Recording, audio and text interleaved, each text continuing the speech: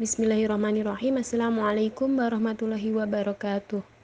Pada tahap ini, saya akan menjelaskan tentang koneksi antar materi mata kuliah perspektif sosiokultural dalam pendidikan topik 1. Sebelumnya, perkenalkan, nama saya Wahyu Utami, saya biasa dipanggil Utami atau Uut, dari kelas 3, mahasiswa PPG Prajab gelombang 1 tahun 2023. Nah, menurut pendapat saya, dalam mata kuliah sosiokultural ini dapat terkoneksi dengan beberapa mata kuliah yang lain. Di antaranya yang pertama, persiapan pembelajaran dan asesmen yang efektif, filosofi pendidikan Indonesia, pembelajaran berdiferensiasi, dan pemahaman tentang peserta didik dan pembelajaran.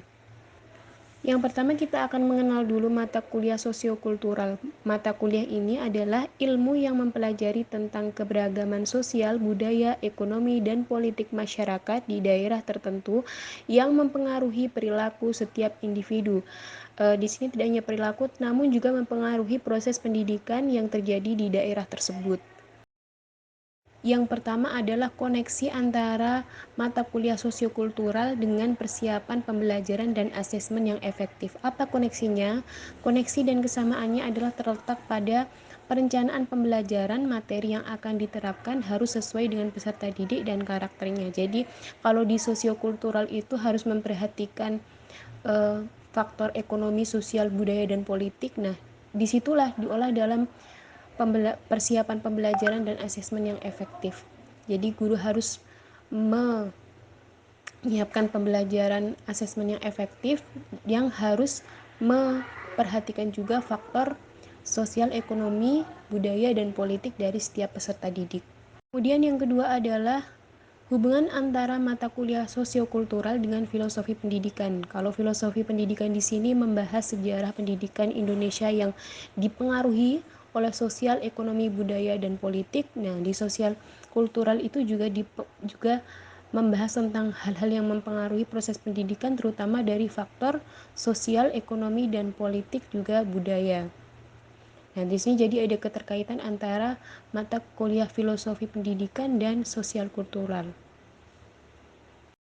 Kemudian yang selanjutnya adalah hubungan mata kuliah sosiokultural dengan pemahaman peserta didik dan pembelajaran. Dalam mata kuliah pemahaman peserta didik dan pembelajaran, peserta didik memiliki karakter yang berbeda-beda. Hal tersebut dapat dipengaruhi oleh faktor sosial, ekonomi, budaya, dan politik.